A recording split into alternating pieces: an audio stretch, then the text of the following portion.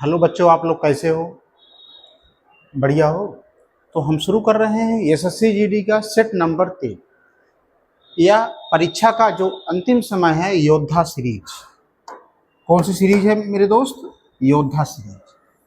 इसका आज set number 3 होगा। बढ़िया सवाल मैथ के लिए बच्चों, ये आपके लिए रामबाण है, क्योंकि आपका पेपर जो है 27 अप्रैल से शुरू हो चुका है। ठीक है, 27 से शुरू होगा। तो उसके लिए मैं अंतिम समय में आपको क्या पढ़ना है मैथ में, उसके लिए मोस्ट इम्पॉर्टेंट क्वेश्चन लेके आया हूँ। मैं आपको बताया हूँ मेरी क्लास 8:30 बजे होती है, तो आप लोग कॉपी और पेन लेकर के बैठ जाइए, चीज़ों को पढ़िए, क्योंकि यही आपका लास्ट समय है पढ़ने का कि क्या पढ़ना है, क्योंकि ये क्वेश्चन डायरेक्ट एग्जाम में आएंगे, याद रखो। तो शुरू करें हम। चलो, पहला क्वेश्चन देखिए।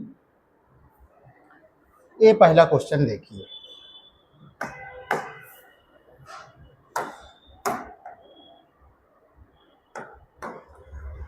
ये मेरे भाई ये प्रीवियस ईयर का क्वेश्चन है। प्रीवियस ईयर का क्वेश्चन। एक शहर में भालुओं की आबादी हर साल 3% की दर से बढ़ रही है। हर साल 3% की दर से बढ़ रही है। यदि शहर में भालुओं की वर्तमान आबादी 21,218 है, तो 2 साल पहले भालुओं की आबादी क्या होगी? मजेदार क्वेश्चन है, अच्छा क्वेश्चन है। एक बार दोबारा पढ़िए। एक शहर में भालुओं की आबादी हर साल 3% की दर से बढ़ रही है। 3% की दर से बढ़ रही है।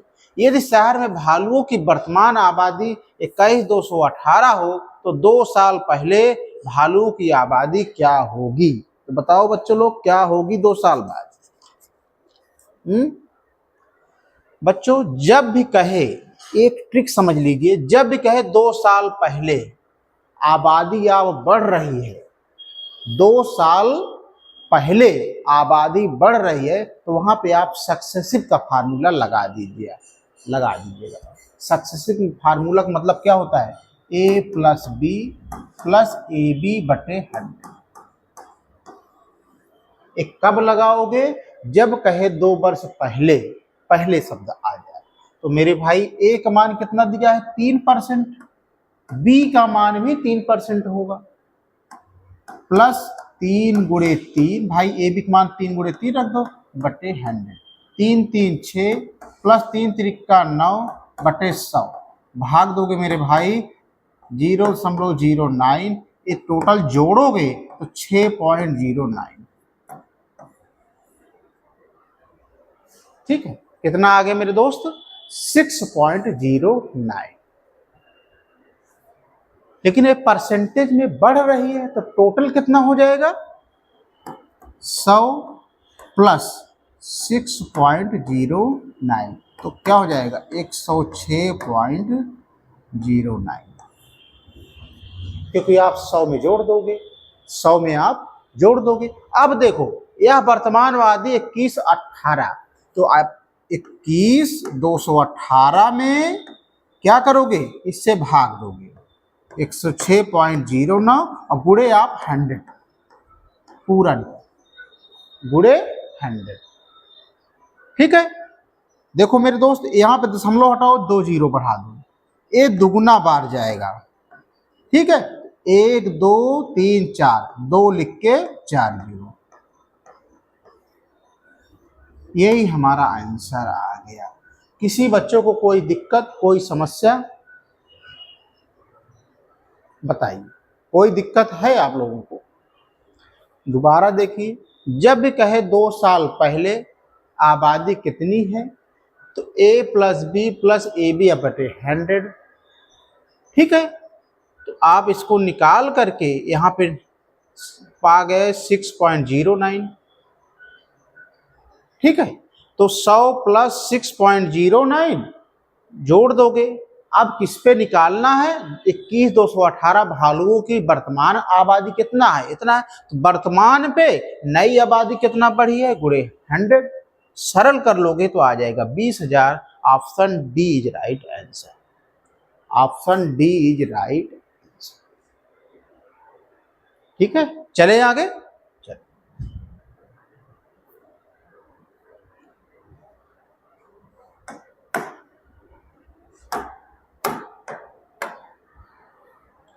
कविता ने प्रति वर्ष 21-60 करोड़ रुपए कमाए, ठीक है। एक राज्य में 15% का लाभ, दूसरे में 9% की हानि होने पर पूरे सौदे में उसे ना तो लाभ हुआ ना तो हानि हुई।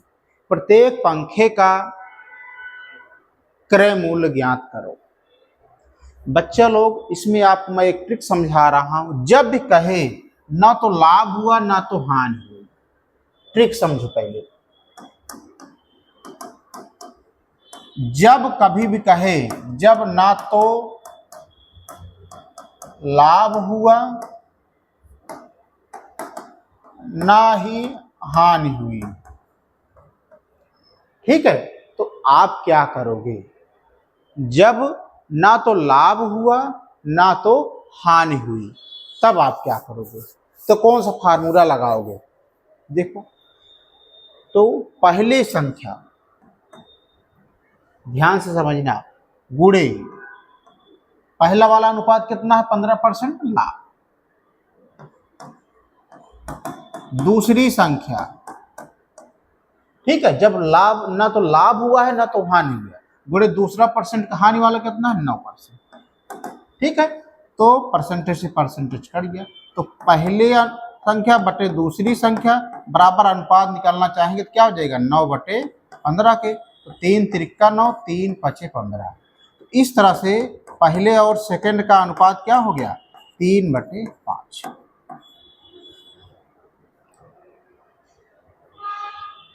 3/5। यहां तक समझे कि नहीं आप लोग? अब देखो, पहली संख्या का 3 आया, दूसरी संख्या का 5 आया। अगर बच्चा लोग यहां से देखो, आप लोग सवाल लगाते वक्त ऑप्शन, नाक, कान सब चीज खोले रखो, क्योंकि कभी कभी क्या होता है, हम ऑप्शन से ही पता कर लेते हैं कि कौन सा आंसर होगा। तो ये हमेशा याद रखना बच्चों, पेपर में आप लोग समय बचाने के लिए आपको आंख, कान, नाक कहां से कौन सा सवाल कब बन जाए, ये हमेशा याद रखना। मेरे भाई, पहली संख्या 3 है, दूसरी संख्या 5 है, 3 दूना 6, याद रखना 3 दूना 6, लगभग दुगुना का थोड़ा से कम है। तो क्यों ना हम ऑप्शन से चेक कर लें कि पहली संख्या दुगुना से करें और थोड़ा कम रहे, वही हमारा आंसर मिल जाएगा। इसकी तरह जैसे पहली संख्या 3 है, दूसरी संख्या 5 है, 3 दूना 6, थोड़े तो कम है, तो क्यों ना हम दो संख्याओं चेक कर लें। 6 दूना 12 ज्यादा है, ठीक है। 1000 ये भी नहीं हो सकता। 9 दूनी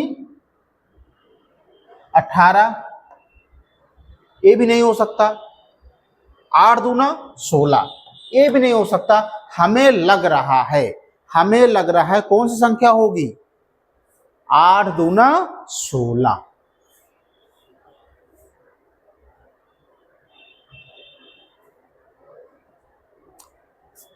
8 दूना 16, क्यों बताओ?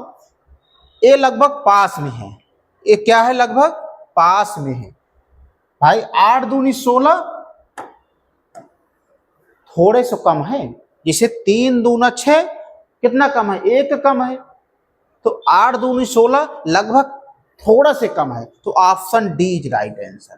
तो हम बच्चा लोग कुछ सवालों को ऑप्शन की सहायता से भी हम लगा सकते हैं। जैसे पहली संख्या 3 है, दूसरी संख्या 5 है, 3 दूना 6, दुगुना यानी दुगुना करने पे थोड़ा से 5 कम है, नहीं तो 6 आ जाता। इसी प्रकार 8 दूनी 16 थोड़ा ही कम है, नहीं तो इस 8 दूनी 16 लगभग दुगुना हो जाता। ठीक है, तो option D is right answer. Option D is right answer.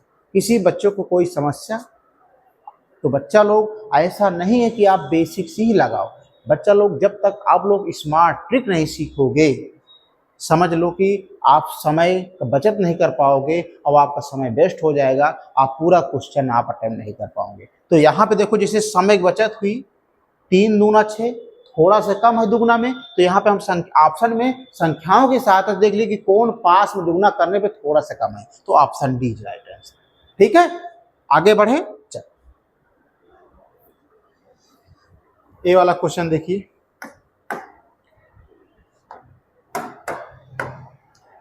मेरे भाई, ये सिंप्लीफिकेशन का क्वेश्चन है। ये एसएससी जीडी में कई बार अनेकों शिफ्ट में पूछा जा चुका है। कई बार अनेकों शिफ्ट में पूछा जा चुका है। देखो हम पढ़ते हैं 30% आप बड़ा ब्रैकेट, मझला ब्रैकेट, छोटा ब्रैकेट, 820% आप 40 माइनस 28 ब्रैकेट बंद आप 600। तो बच्चा लोग जब भी इस तरह से आ जाए तो आप आंख कान नाक खोले रहना। इसको मान लो या आप यक्स मान लो। क्या मान लो आप? यक्स मान लो। 30% को क्या ले सकते हो? 30/100 लिख सकते हो कि नहीं? आपका मतलब गुणा, एक तो इसको क्या माने हो? यक्स गुणे 600 को क्या लिख सकते हो? 600। अब देखो 0 0 कट गया मेरे दोस्त, 6 तिरिक 18। तो अब यहां पे देखना, हमेशा एक चीज याद रखो, ऑप्शन को 3 तरीके से सॉल्व किया जाता है। ऑप्शन को आप 3 तरीके से सॉल्व करते हो। पहला क्या करते हो आप? डिजिटल सम लगाकर, डिजिटल सम लगा के। भाई अगर हम कोई ऑप्शन सॉल्व करते हैं तो हम डिजिटल सम का भी तो प्रयोग करते हैं। दूसरा आप क्या करते हैं? यूनिट डिजिट से, यूनिट डिजिट से। तीसरा क्या करते हैं? मल्टीपल फैक्टर से, मल्टीपल फैक्टर से। बच्चा लोग मैं बहुत आपको बारीकी चीज बता रहा हूं जो आपके परीक्षा में मैथ लगाने में पूरा सहायता करेगा। आप बच्चा लोग जब आप ऑप्शन लगाते हो, ऑप्शन से सवाल को सही करते हो, आंसर लाते हो, तो आप अधिकतर 3 चीज का प्रयोग करते हो। तो डिजिटल सम लगा करके हल होता है, यूनिट डिजिट लगा करके हल होता है, और मल्टीपल फैक्टर से। अब देखो यहाँ पे 6 तिरिक 18 यानी 3 का मल्टीपल है कि नहीं? 3 का मल्टीपल है कि नहीं? तो अब हम 3 का मल्टीपल फैक्टर लगा करके हम इसको सॉल्व करेंगे। मतलब 3 से संख्याएं कटनी चाहिए, 3 से संख्याएं कटनी चाहिए, मतलब है गुणा होना चाहिए। देखिए 500 नहीं होगा, कटेगा। 2 5 नहीं कटेगा। अब 540 अगर देखो 3 से कटेगा, 3 एक 3, 5 में 3 गए 2, 0, 3 8 24, यानी 540 क्या है? 3 का मल्टीपल है कि नहीं? तो हमें पूरा सिर्फ चीज लगाने को सॉल्व करने की जरूरत नहीं है। क्यों हम मजदूरी करें? बढ़िया से हम क्या करें? 6 तिरिक 18 यानी 3 का मल्टीपल ऑप्शन में होना चाहिए, यानी 3 से भाग दे संख्या कटनी चाहिए। तो हमने जब ऑप्शन ए में देखा 540 को मैंने 3 से भाग दिया तो ये पूरा पूरा कट गया, तो हमारा ऑप्शन मिल गया। हमें इसको पूरा सॉल्व करने की जरूरत ही नहीं है। क्यों ना हम स्मार्ट अप्रोच लगाएं, अपना समय बचत करें, दूसरे क्वेश्चन में हम लगाएं। तो बच्चा लोग, आप लोग आंख कान नाक खोल करके 27 अप्रैल से जब परीक्षा शुरू हो रही है उसमें बैठिएगा, देखिएगा आपका स्कोर कितना आता है। ठीक है? आप हमारी पढ़ाई हुई एक एक चीज आपको याद हो जाएगी, सर ने पढ़ाया था, ऐसे बताया था। तो ये समझ गए कि नहीं? तो ऑप्शन क्या हो जाएगा? Option a is right answer 540। आगे चलें? चलो ये देखो क्वेश्चन,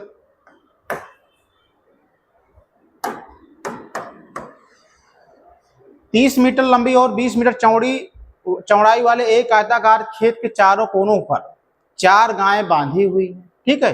रस्सी की लंबाई 7 मीटर है। खेत की वह कितना क्षेत्रफल है जिसे गाय चर नहीं सकती? तो मेरे दोस्त आयताकार खेत है, चारों तरफ से गाय बांधी हैं, तो इस तरह से होगा। ठीक है? तो इसकी लंबाई दिया है 30 गुणे 20। ठीक है? तो कह रहा है कि वह कितना क्षेत्रफल होगा जो गाय नहीं चर सकती। मेरे मतलब यही नहीं चर सकती है, तो शेष एरिया, शेष क्षेत्रफल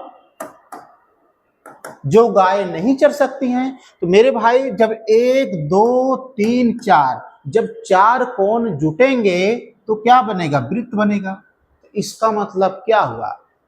ये आयत है, आयत में हम वृत्त घटा दें, हमारा आंसर आ जाएगा। इसका मतलब क्या हुआ? आयत का क्षेत्रफल माइनस वृत्त का क्षेत्रफल, यही तो होता है। आयत का क्षेत्रफल माइनस वृत्त का क्षेत्रफल, यही तो हुआ। तो आयत का क्षेत्रफल क्या होता है? 30 गुणे 20 भाई लंबाई गुणे चौड़ाई। अब देखो, अब वृत्त की त्रिज्या यानी रस्सी की लंबाई, भाई ये रस्सी तो वही है, ये लंबाई है यानी त्रिज्या हो गई r बराबर 7। इसका फार्मूला होता है पाई r स्क्वायर, यानी r मान। तो देखो पाई r स्क्वायर 22/7, r का मान कितना दिया है? 7 गुणे 7। ठीक है, तो 7 से 7 कैंसिल हो गया, 7 दूनी 14, 7 दूनी 14 1 15, यानी जो क्षेत्रफल आ गया कितना आ गया? 154, यानी 3 दूना 600 माइनस 154। ठीक है, घटाओ, 10 में 4 गए 6, 9 में से 5 गए 4, 5 में से गए 4 घन मीटर। यही हमारा आंसर आ जाएगा, option a is right answer.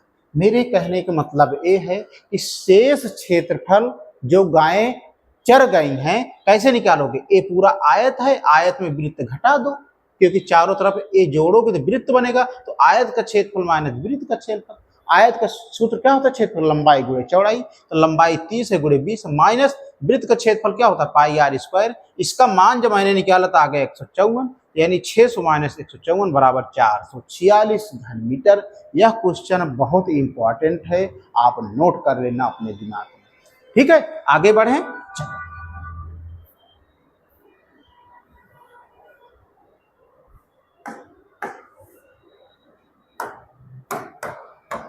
ये वाला क्वेश्चन देखो मेरे भाई, एक सोफा सेट 10%, 5% और 2% की 3 लगातार छूटों पर बिक्री के लिए पेश किया गया। ठीक है, यदि सोफा सेट का अंकित मूल्य 18,000 रुपए है तो उसका शुद्ध विक्रय मूल्य क्या होगा? तो मेरे भाई इस अंकित मूल्य पे जितने छूट मिले हैं सबका छूट आप लगा दो। तो कैसे? 18,000 गुणे 10% छूट पे, तो 100 में 10 घटाओगे कितना आ जाएगा? 90/100। ठीक है, और 100 में 5 घटाओगे तो कितना आ जाएगा? 95/100। 100 में 2 घटाओगे कितना आ जाएगा? 98/100। ठीक है बच्चा लोग, ये तो हमारा बेसिक है, ये तो हमारा बेसिक है। इससे सॉल्व करोगे तो आंसर तो आ ही जाएगा, लेकिन यहाँ पे आपको स्मार्ट ट्रिक यूज करना है, स्मार्ट ट्रिक यूज करना है। इसका मतलब क्या है? 18 त्रिक 54। चाहे आप इससे सॉल्व कर लो चाहे इससे सॉल्व कर लो, हम इसे सॉल्व करते हैं। 3 जीरो से 3 जीरो उड़ा दो, 1 जीरो से 1 जीरो उड़ा दो। ठीक है, तो क्या बचा? तो बचा 18 गुणे 9 गुणे 95 गुणे 98/100। ठीक है, काटो।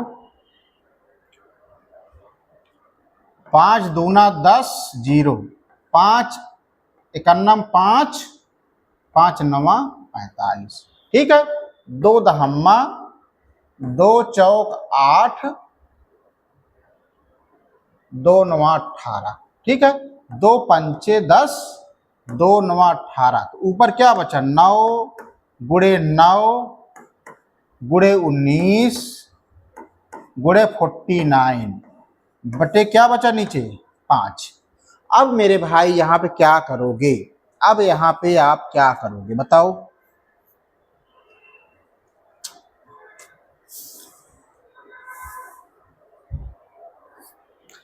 इसको पूरा गुणा करके 5 से भाग देना, पूरा गुणा करके 5 से आप भाग दोगे तो आंसर आ जाएगा बी। 9 9 गुणे 19 गुणे 49 गुणा करके नीचे 5 से भाग दोगे तो आंसर आ जाएगा बी।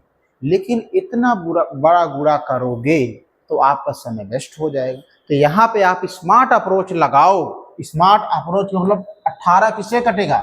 2 9 18। 1800 किससे कटेगा? 2 9 18। तो हम बच्चा लोग 9 का अगर हम डिजिटल सम लगा दें तो 9 का डिजिटल सम क्या होता है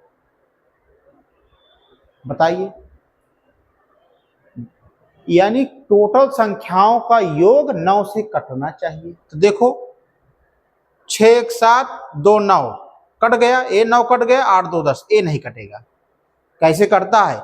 6 1 7 7 4 11 11 8। भाई ध्यान से करना, 6 1 7 8 7 15 4 19, 9 दूनी 18। नहीं कटेगा क्या? नहीं कटेगा।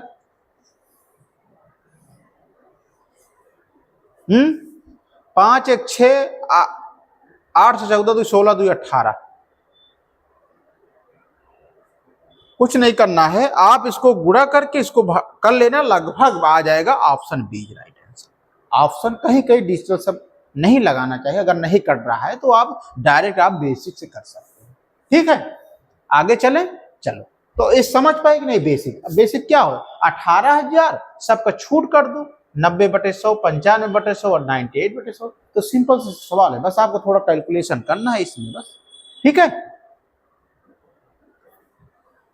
चलो अब देखो एक ए वाली सवाल।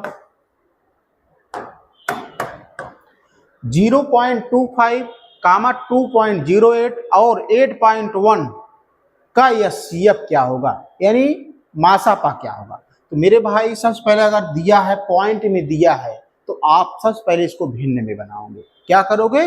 अपने निगाह से को 0.25 को क्या लिख सकते हो? 25/100 लिख सकते हो कि नहीं? लिख सकते हो। 2.08 को क्या लिख सकते हो भिन्न में? 208/100 लिख सकते हो कि नहीं?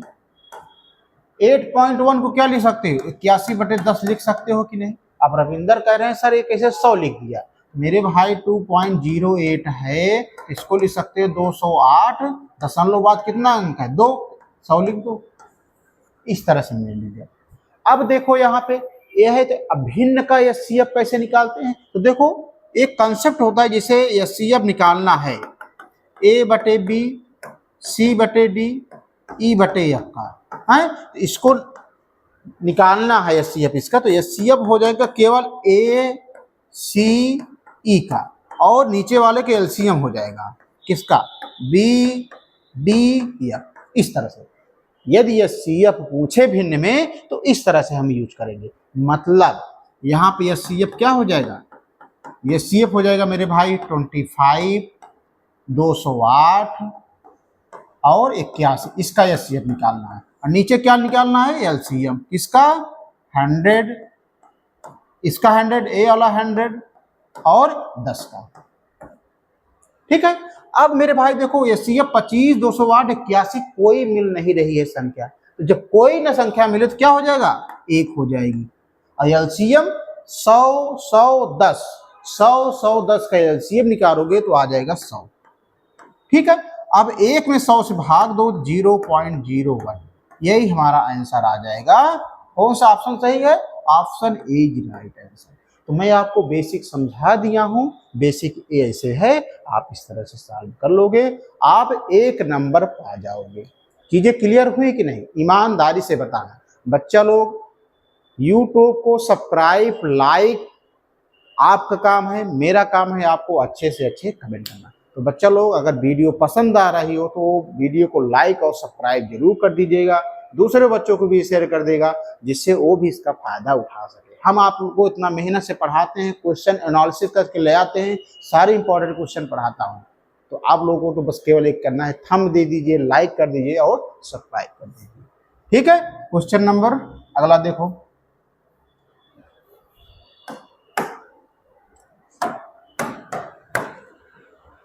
एक निश्चित वार्षिक ब्याज दर पर 5,000 रुपए पर 2 वर्षों के लिए वार्षिक चक्रीय ब्याज और साधारण ब्याज का अंतर 72 रुपए है।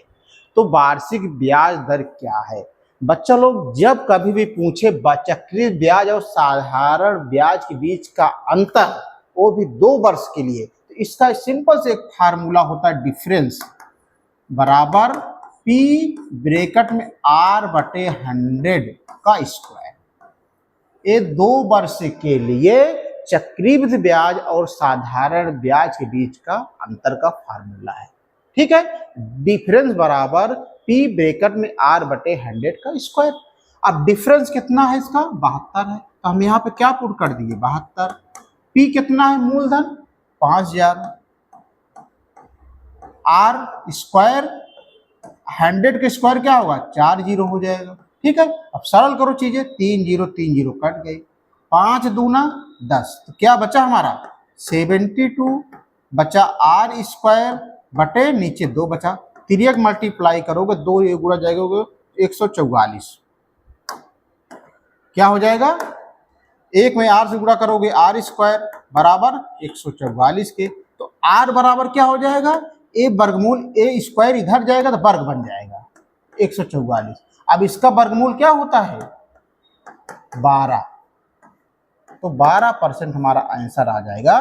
तो जो ब्याज की दर आ गई वो कितना आ गई 12%। चीजें क्लियर हुई कि नहीं। चक्रवृद्धि ब्याज और साधारण ब्याज जब 2 वर्ष का अंतर पूछे तो आप फार्मूला क्या लगाओगे, डिफरेंस बराबर पी ब्रैकेट में आर बटे 100 का स्क्वायर। ठीक है, चलो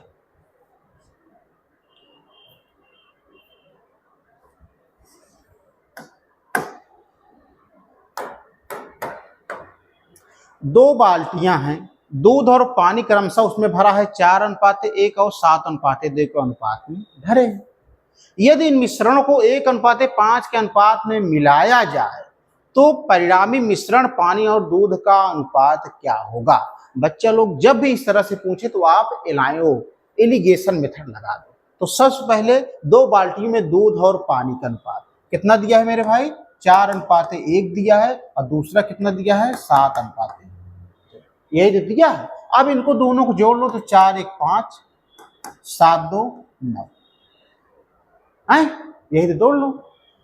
अब इनको हमें बराबर करना है, तो ऐसा क्या करेंगे बराबर हो जाए, अगर हम 9 से इसमें पूरा गुणा कर देंगे तो बराबर हो जाएगा, और 5 से इसमें गुणा कर देंगे बराबर हो जाएगा। लेकिन इन मिश्रणों को 1:5 के अनुपात में मिलाया भी जा रहा है, किसमें 1:5 में।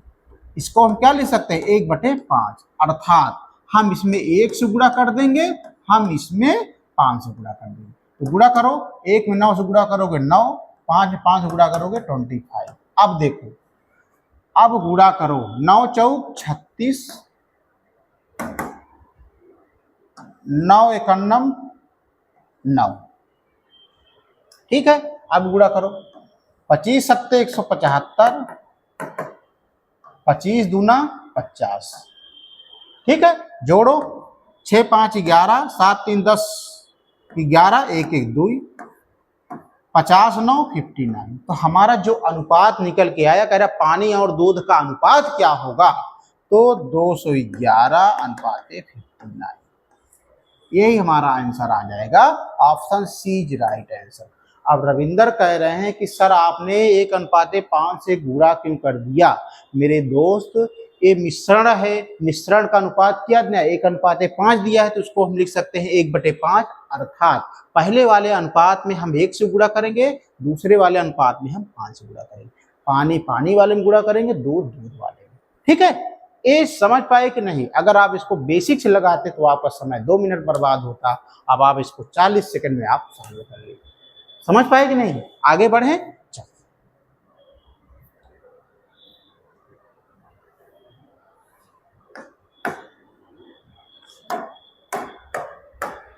एक स्पोर्ट्स क्लब में 86% सदस्य पुरुष और 14% महिलाएं हैं। ठीक है, यदि पुरुषों की औसत आय 25 वर्ष और महिलाओं की औसत आय 35 वर्ष है तो सभी सदस्यों की औसत आय ज्ञात करो। बच्चा लोग, इसमें 2 लोग हैं, सबका औसत सदस्य दिया है, उनका प्रतिशत भी दिया है। ये कैसे होगा, तो सबसे पहले औसत आय निकालो। एक का दिया है 25 और दूसरे का दिया है 35। ठीक है, अब हम निकालें। अब इनका प्रतिशत भी दिया है, कितना दिया है प्रतिशत, 86 दिया है और एक दिया है 14%। ठीक है, इनका औसत आयु भी दिया है 25 वर्ष 35 वर्ष, इनका प्रतिशत भी दिया है 86 14। हमें यक्स मान लो ज्ञात करना है। ठीक है, जब यक्स ज्ञात, जब इस तरह से कंडीशन आ जाए तो कैसे करोगे, देखो कैसे सॉल्व करोगे। 2 7 14, 2 चौक 8, 2 तिहाई 6। ठीक है, अब यक्स बराबर हो जाएगा, इसको इसमें गुणा कर दो, 25 गुणे 43। ठीक है, प्लस इसको इसमें गुणा कर दो, 35 गुणे 7 बटे टोटल योग बटे टोटल संख्या।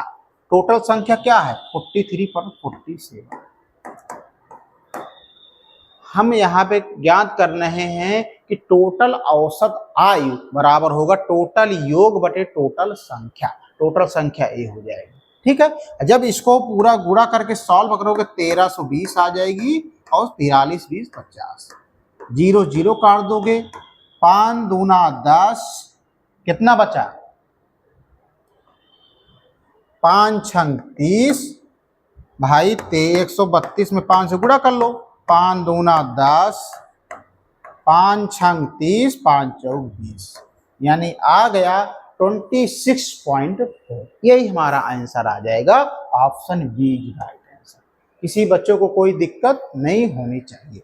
यक्स बराबर हम 35 43 प्लस 35 7 बटे टोटल योग 43 प्लस 47। यह बहुत ही इंपॉर्टेंट क्वेश्चन है। कब? जब दोनों की औसत आय दिया हो और दोनों का प्रतिशत भी दिया, तो आप ये वाला लगा।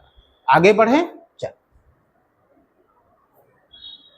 ये वाला क्वेश्चन देखिए, बहुत इंपॉर्टेंट क्वेश्चन है मेरे भाई। 1 पावर 4 माइनस बी पावर 4, फिर कामा ए स्क्वायर माइनस ए बी और ए स्क्वायर प्लस बी स्क्वायर का चौथा समानुपाती ज्ञात करना है। देखो ये क्वेश्चन बहुत इंपॉर्टेंट है, कई बार आता है और पूछा भी जा चुका है। तो जब इस तरह से आ जाए तो कैसे लगाओगे? कुछ नहीं करना है आपको, 1 पावर 4 माइनस बी की पावर 4। ठीक है, दूसरा क्या दिया है ए स्क्वायर माइनस ए बी। तीसरा क्या दिया है मेरे भाई ए स्क्वायर प्लस बी स्क्वायर। चौथा क्या दिया है? चौथा नहीं है तो उसको मान लो आप यक्स। ठीक है, इस तरह से कर सकते हो कि नहीं? तो अब क्या करोगे, 1 पावर 4 माइनस बी पावर 4, इसका कर लो बटे ए स्क्वायर माइनस ए बी। मेरे कहने का मतलब है कि ए बटे बी कर लो बराबर के ए क्या कर लोगे ए स्क्वायर प्लस बी स्क्वायर बटे, जैसे इसको आप किए दोनों को उसी तरह इसको आप भी कर लो। इस तरह होता है चतुर्थानुपात निकालना।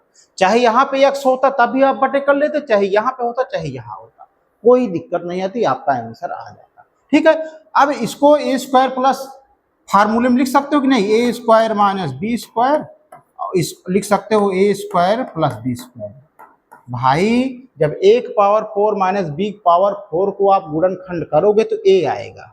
ठीक है, अब बटे क्या है, अगर ए हम बाहर ले ले एक तो क्या बचेगा यहाँ पे ए और माइनस बी बचेगा बराबर ए स्क्वायर प्लस बी स्क्वायर बटे एक्स है, इससे एक कैंसिल हो जाएगा। ठीक है, अब देखो यहाँ पे ए स्क्वायर माइनस बी स्क्वायर को क्या लिख सकते हो, ए प्लस बी लिख सकते हो कि नहीं, और ए माइनस बी लिख सकते हो। और निचवा क्या बचा है ए माइनस बी बराबर कितना बचा है 1 बटे एक्स के, यही तो बचा है। ए माइनस बी से ए माइनस बी कैंसिल हो गया, तो क्या बचा हमारा ए प्लस बी बचा बटे ए बचा बराबर 1 प्लस एक्स के। अब मेरे भाई यक्स का मान क्या हो जाएगा, यक्स का मान ज्ञात करोगे, यक्स अगर ऊपर जाएगा तो ए भी ऊपर जाएगा, तो ए बटे नीचे क्या आ जाएगा ए प्लस बी। तो हमारा इस तरह से आंसर कौन सा आ जाएगा, ए बटे a plus b, option a is right answer. तो चतुर्थानुपात इस तरह से ज्ञात होता है। हमारे हिसाब से बच्चा लोग आपको समझ में आ गया होगा। ठीक है, तो चीजें इस तरह से आज के जो इंपॉर्टेंट क्वेश्चन थे एसएससी जीडी के लिए सेट नंबर 3 मैं आपको बता दिया हूं बच्चा लोग। इसमें बहुत इंपॉर्टेंट क्वेश्चन मैं डाला हूं, इसमें आपको 3 या 4 क्वेश्चन जरूर फंसेगा। तो आप लोग वीडियो को जरूर देख लीजिएगा दोबारा। कल मिलते हैं अच्छे क्वेश्चनों के साथ, तब दीजिए धन्यवाद।